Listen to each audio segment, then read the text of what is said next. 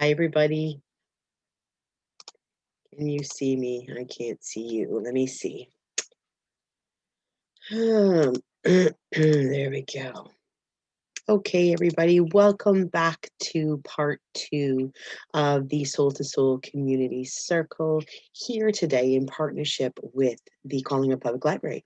This is Coach Heather from the Chronicles of Momma, and we're going to pick up where we left off as we celebrate First Nations Week here with the library, and just a reminder to be connected as a human and fully embrace the power of what you have to offer.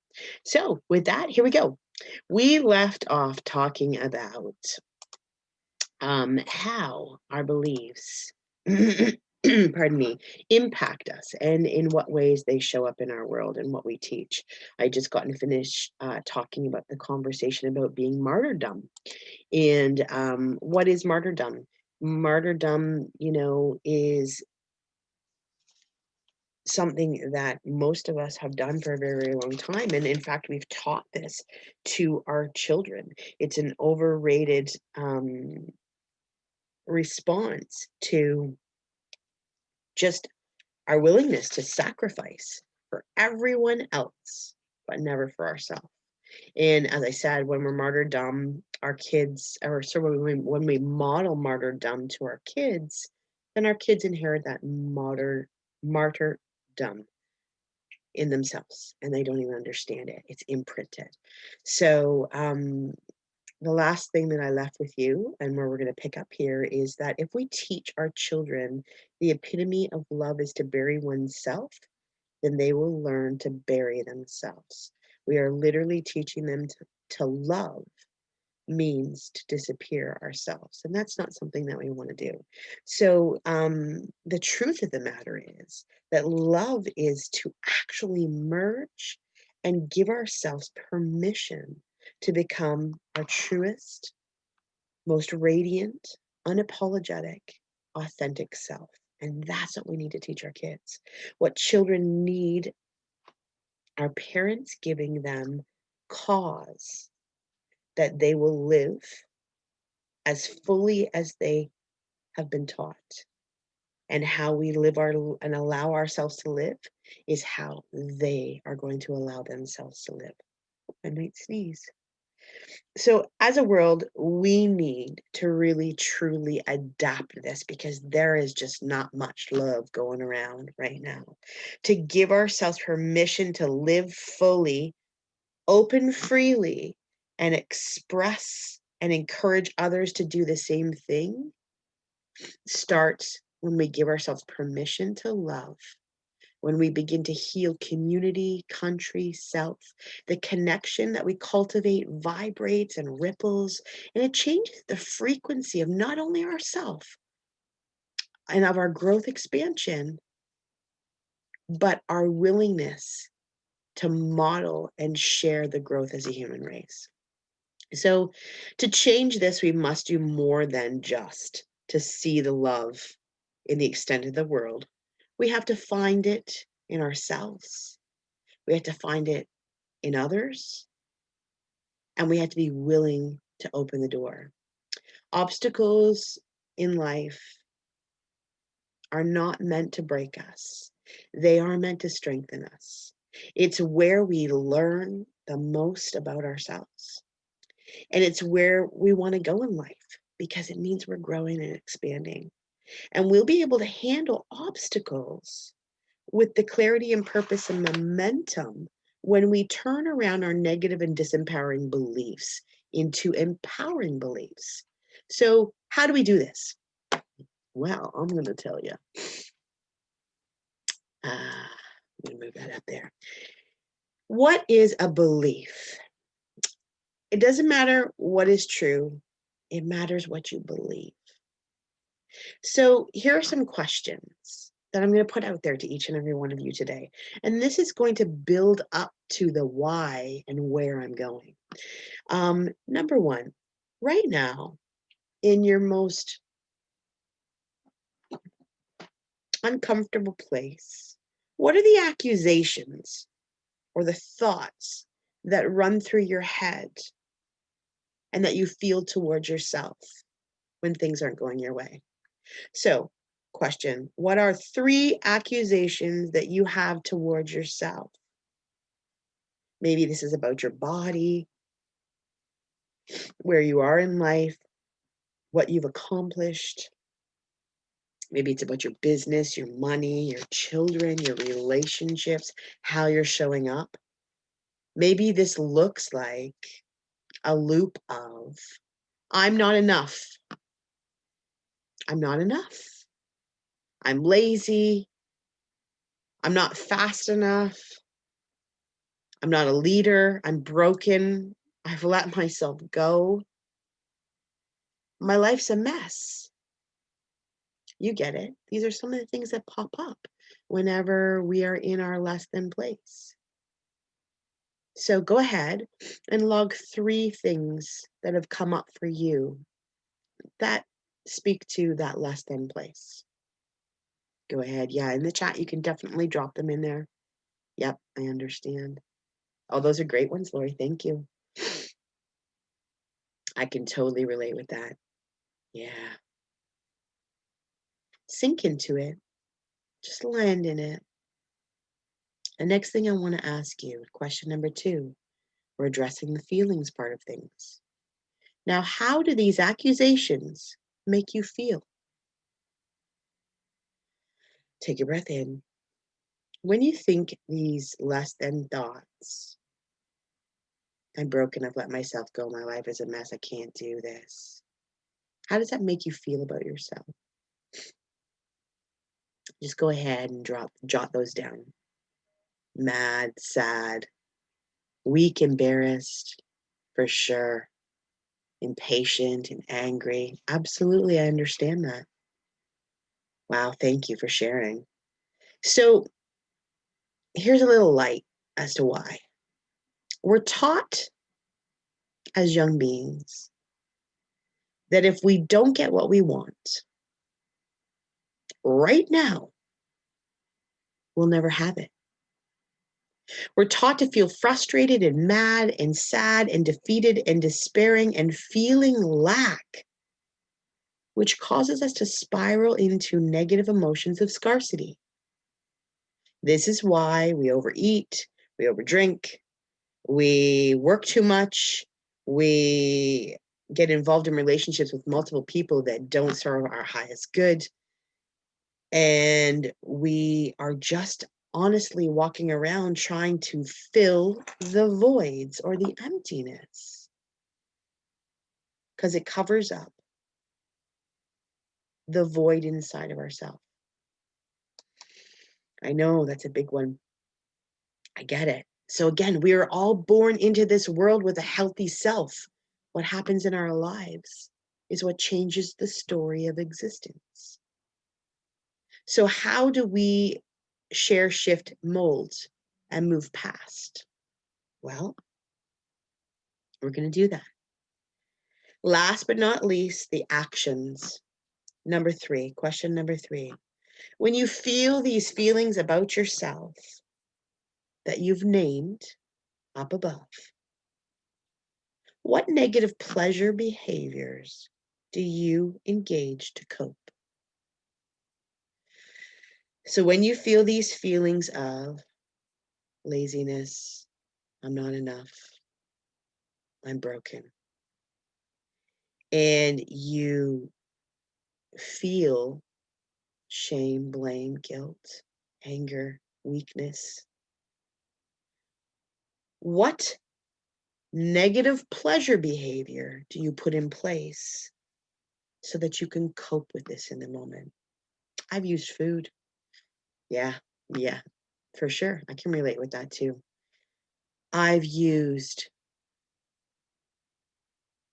avoidance. I've used punishment. Go ahead, jot down what comes for you. I know it's tough. I hear you, but I promise you that whenever you get to this, you're going to know why, and a light bulb's going to go on for you, and it's going to help. So, some ways in which we might engage in negative pleasure behaviors is by binging TV, disassociating disassociating and pulling away from sexual relationships with our partners.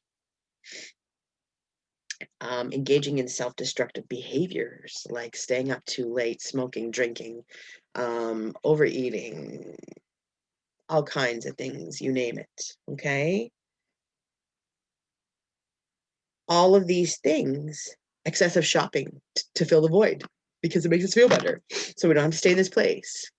All these things are happening for a reason. So what we need to do is we need to start to shift and start to think in a way that determines how we move past it. So in the coaching business, we use what we call a TFA. Hold on a minute. Rub my nose. Oh, I apologize. So what you think determines how things feel, and how things feel will determine what actions you take or don't take in the world. Let that one just sit there for a minute. Let it just fall down. Hear it.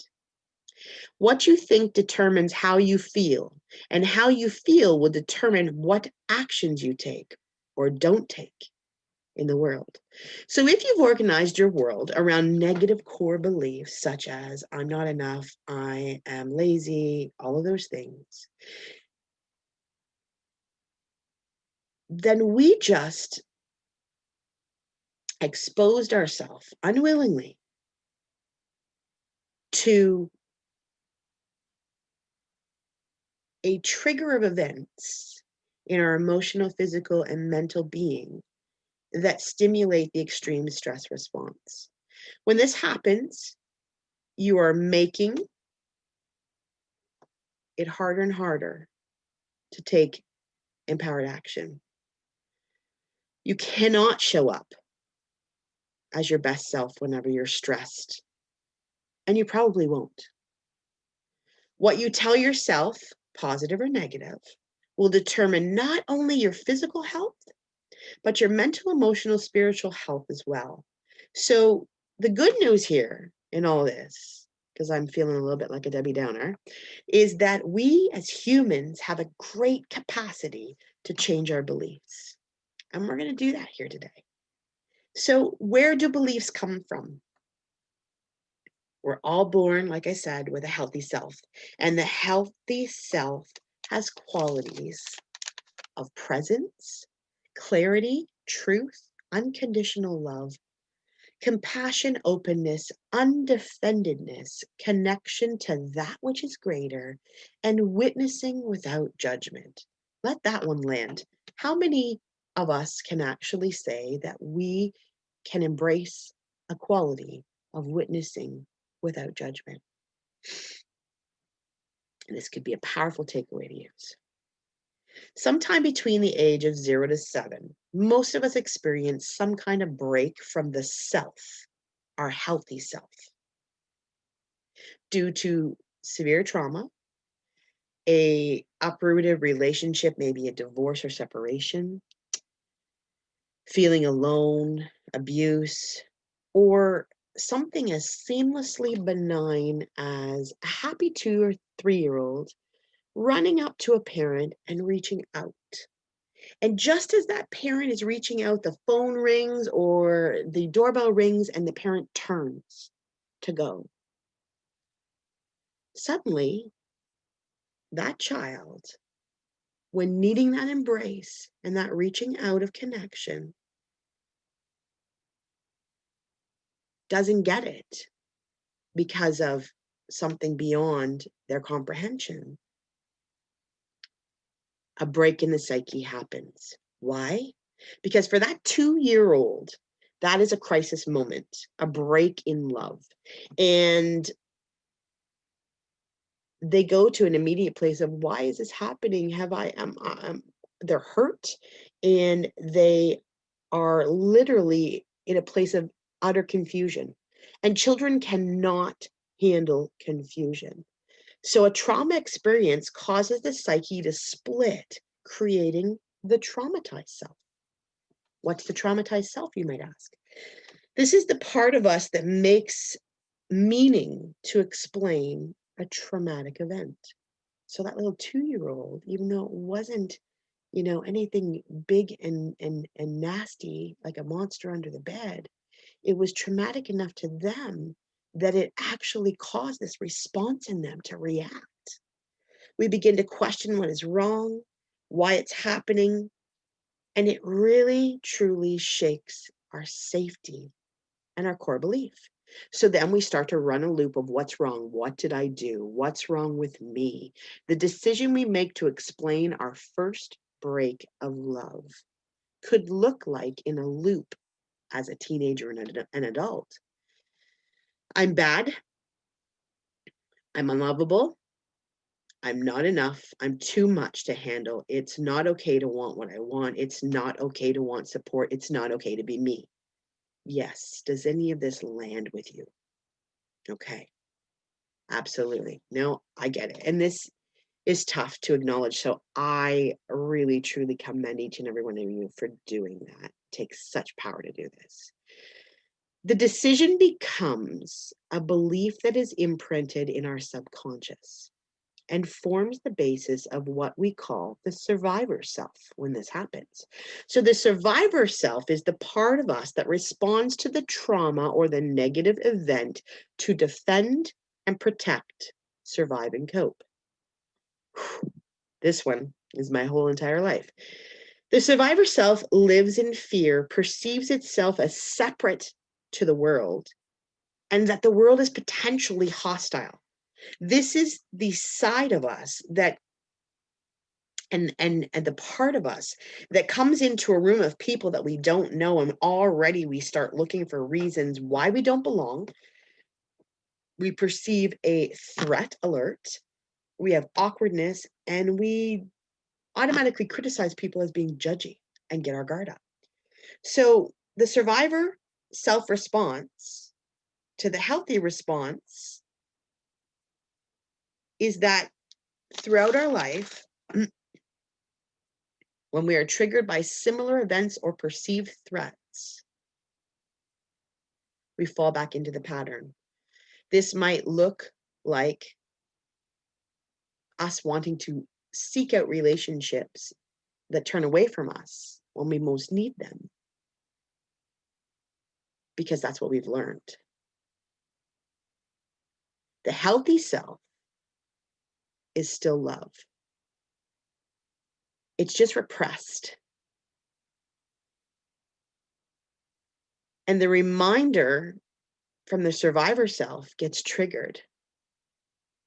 It triggers the limbic brain that goes into overdrive, into negative thought loops and feelings that have us act in ways that re-trigger our brain to think that we're back into the traumatized imprint. So do you see how this cycle started, happens, and re-happens? For example, we might find ourselves in a relationship with a partner who turns away from us whenever we need them the most for support. Our survivor strategy to protect ourselves may start causing a sabotage of good relationships by becoming the first one out, the first one to leave. You're not going to get me. And this behavior creates an illusion of control. So our survivor strategy of our self-sacrifice is a distorted way to keep love and belonging intact, right? Self-sacrifice. What are we sacrificing? To people please, to win love, to get approval. So when we sacrifice our well-being, we turn against ourselves. Yeah, we do. Self-sacrifice is actually a covert form of self-abuse. We fall out of rapport with our healthy self and we war against ourselves, as you can see. You can see this by our accusations that you named earlier. This results in us feeling guilt and shame and blame and anxiety. You get it all here. I know you do. That send out those stress hormones and that throw our neural pathways that cause us to withdraw into isolation. Poor me, I suck, causing a cutoff to our cortex that actually has the solutions and the access to create solutions. Like, I can face this, I got this kind of attitude, I can do it. And then we suffer in this place until we find a way out. And for some, this loop can go on and on and on and on forever. And you become so accustomed to it that you don't even know you're there. Self-hatred and suffering is a root cause to a woman's spiritual break of connection. For men, a source of suffering is fear of inadequacy. It's not enough. They're not enough. They can't provide enough. So when you're hating yourself, do you want to talk about connection? No.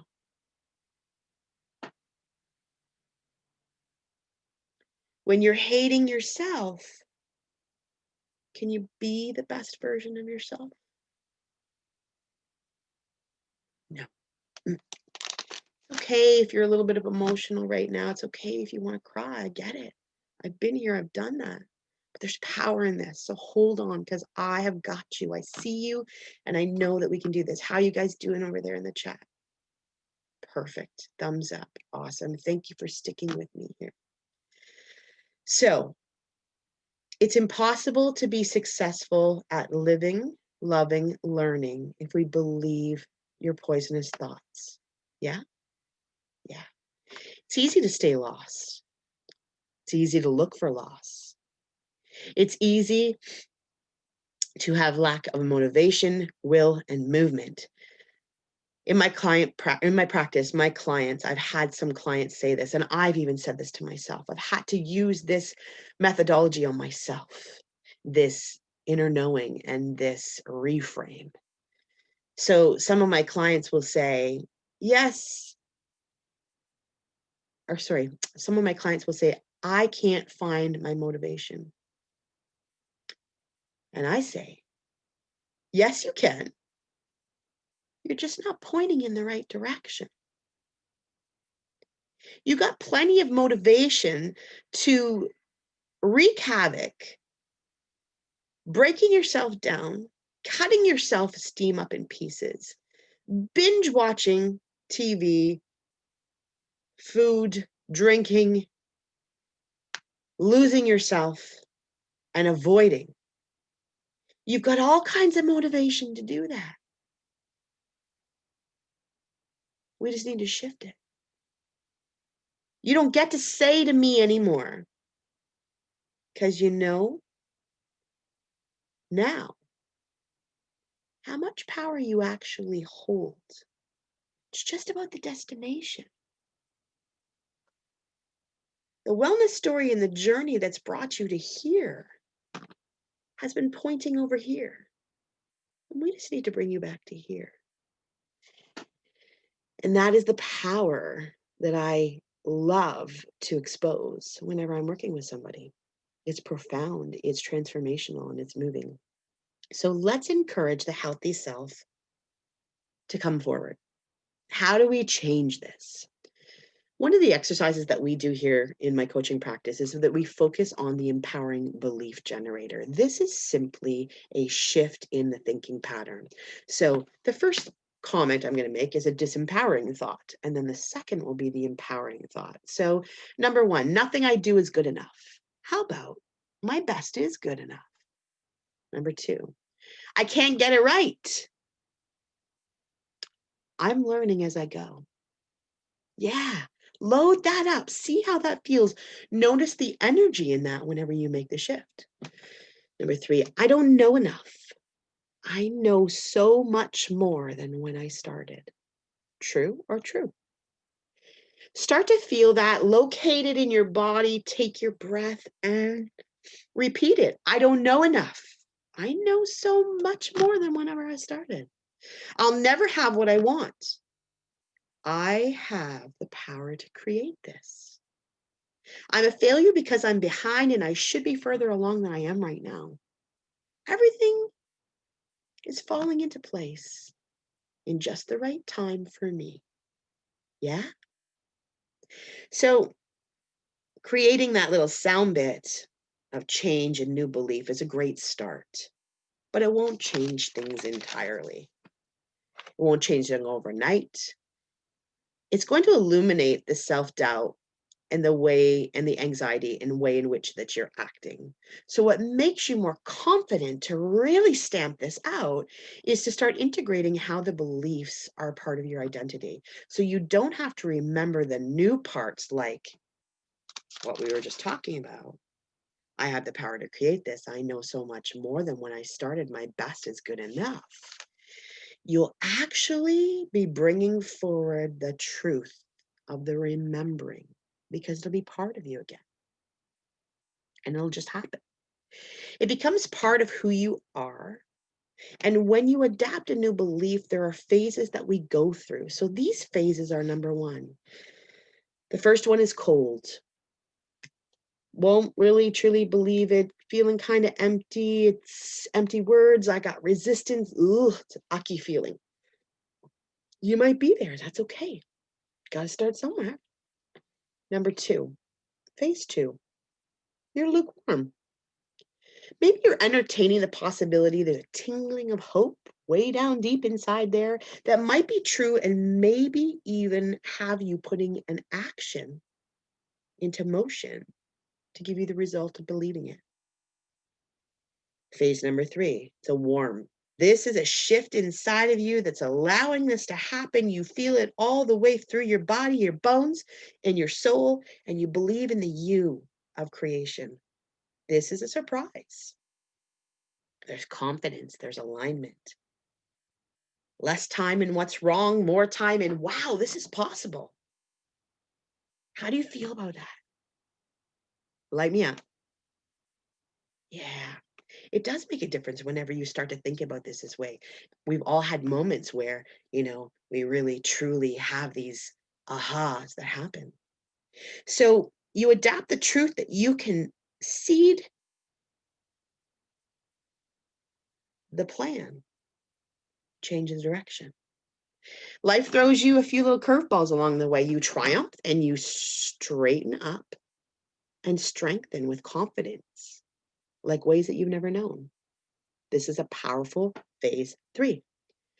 Phase four is hot out of the gates. You are imagining every sense of empowerment that comes from within you. So you feel everything. No outside circumstances, aka people, can throw you off your game. You are victorious. You are a creator of experience. So in the end, there are just two ways to approach life, right? There is only two ways to approach life. As victims of our lives or as creators of our lives. So which one do you want to be? Which side do you want to be on? Dare to imagine, believe, forgive, and appreciate. I do the best I can, and the best is good enough. What we create in denial shows in our lives, our bodies, our souls. When we feel lost, it's important to focus on the service of why we're here, what we're doing. Because in that place, you're going to find the pieces of yourself that will shine brightly and you can bring forward and creates massive change. So it's so important now more than ever to honor yourself because you have a right to be here. We have a right to be here together in connection and in circle and in power. And I hope that you were able to follow along the journey with me to get us to this point, to bring you to this moment. Yes, there was parts in there that were pretty ucky and we didn't like because we don't always like to see, those things that we've worked so very hard to forget and avoid. But they're important They're important in our growth and our evolution and our connection. And now more than ever in 2020, we are being called to rise up in connection, to change the dialogue, to change the story, and to create something of greatness and power for the years ahead. We are rewriting history right now. In years, we will look back and we will be a part of something that was so big and heavy.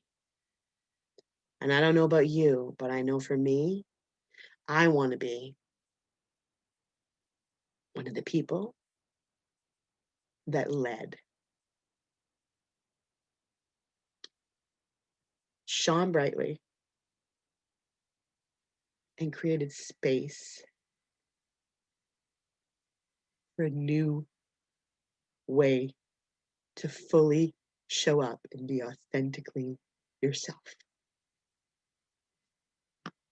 That makes me emotional because it's powerful. So every day is a new chapter. Every experience is up to you. What I want to do now is take you into a very special and powerful empower shower, I want to call it. Before we go to that empower shower, I just want you to think about what I've said here today, to think about what we've talked about. In the beginning of part 1, we talked about what your superpower was. What was the one thing that you wanted to bring forward into this world, into 2020. I want you to just load that up again. And I want you to grow on that as we go through this little guided meditation. I see you, I believe in you, and I can't wait to see how you evolve. And I hope that all of this helps you to do that. So get into your comfortable place, in your comfortable space. I'm going to turn on some music here. And we are just going to settle into the breathing in and out as comfortably and as rhythmically as possible. Settling into the sound of my voice, knowing that you are held, that you are supported, and you are safe. Know that in this circle of love and connection and hope and strength, that we are empowered to reach farther, stretch wider, and grow that much more. Breathing in through your nose and out through your mouth. I want you to imagine the world 20 years from now. The year is 2040. You see yourself here in 2040, not as an older, but as an elder, with loving, kind eyes. You can see the beauty of your own face, etched with storylines, not wrinkles, storylines of life well lived, experienced, and loved. What does he or she look like? No need to write this down at all. Just observe, breathing in and out, taking it all in, and explore and see what your elder has to say.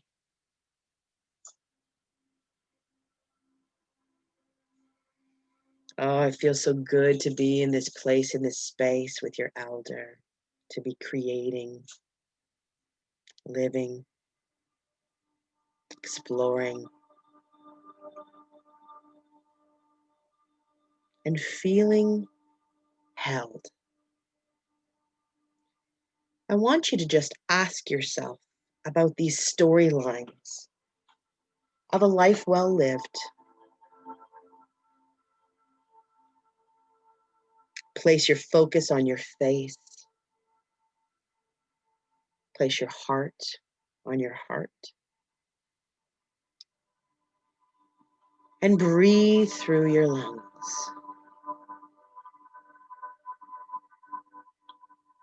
From this space, in this power and grace and courage and strength. That's it. There you are. 20 years from now. Content. Happy.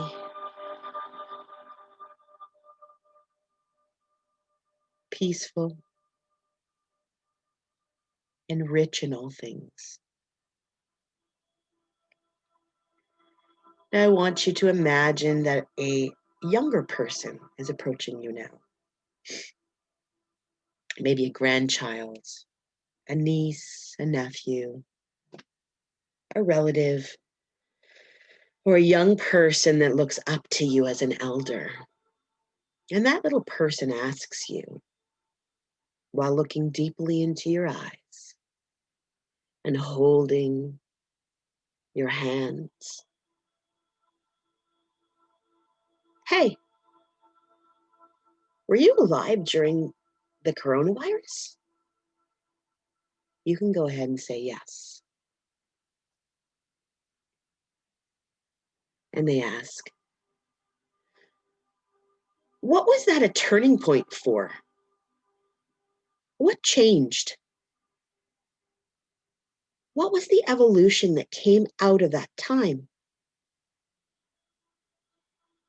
What did you create as a result?"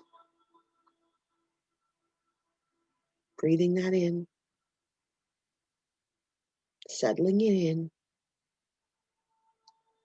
and thoughtfully repeating that question.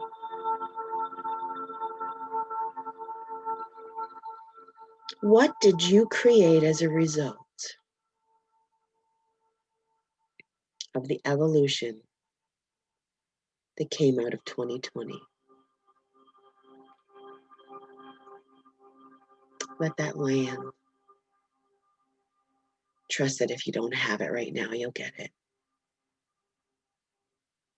Know that you're wiser for it.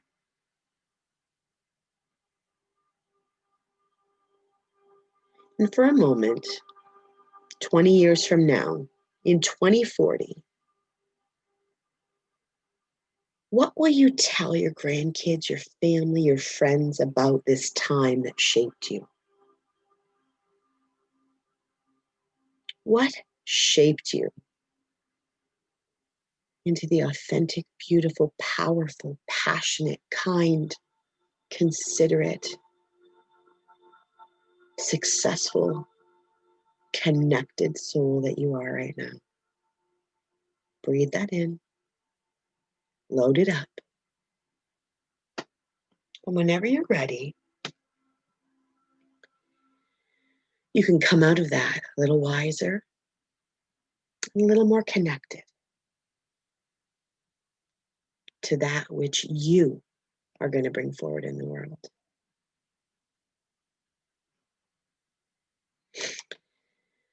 Oh, I love that.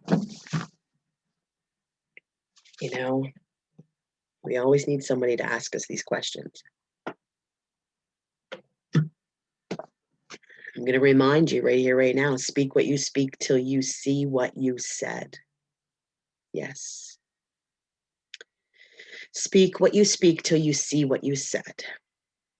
That's how we change our beliefs. That's how we create positive habits.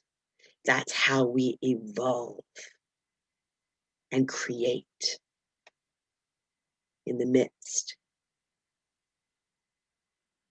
of chaos and confusion.